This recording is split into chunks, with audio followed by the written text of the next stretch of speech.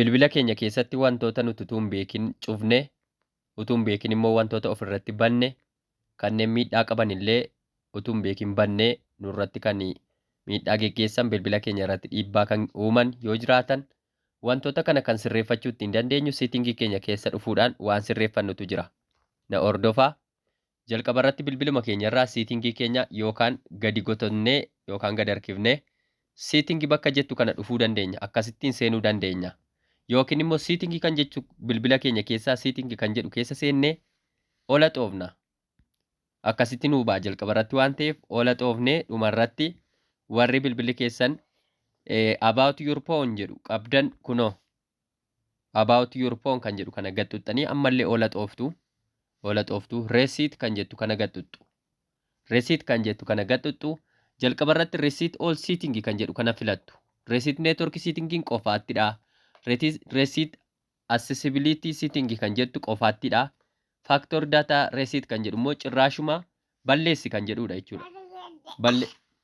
Balleessi applicationii kee ofirraa hunda isaa balleessiitii akka suuqirraa bitatteetti deeffadhu kan jedhudha waan ta'eef isa kamitti buunaa?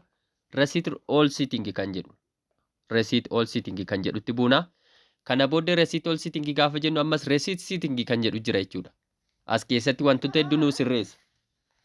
Wantoota hedduu nuu sirreessa waan ta'eef receipt setting kan jedhu gaxxuudha jechuudha. Gaafa kana wanta inni nu ajaju fayyadamna jechuudha. Password keessan itti galchitu. Ani sagalee isinii waraabaan jira waan ta'eef yoon password kiyyatti galchee narraa cufama jechuudha.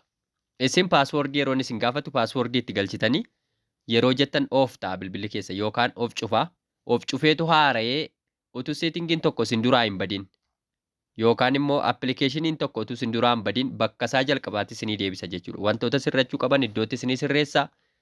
Wantoota sirrachuu qaban erga isinii sirreessee akka jalqabaatti itti fayyadamuu dandeessu jechuudha. Kanaaf faayilan isinitti mihammaarra yoo deemtanii wantoota sirrachuu qaban ammaa sirreeffattan akka ajaa'ibaatti fayyadamuu dandeessu jechuudha. Wanti isin dogoggoraan oofii gootan gara ooniitti deebi'a. Wanti isin dogoggoraan oon gootan gara oofiitti deebi'a jechuudha. Kanaaf jalqaba about your phone kan jedhu yookaan about phone kan jedhu jala dhuftanii receipt kan jedhu gaxxuxxuu isa booddee receipt all setting kan jedhu gaxxuxxanii isa booddee receipt setting kan jedhu ergasii passwordii keessan itti galchitanii oofii ta'a. Deebi'ee amma of banutti of isaan hedduu amma inni of banutti of isaan hedduu akkasittiin bilbila keessan sirreeffatu jechuudha. As keessatti wantoonni badan tokko iyyuu hin jiran.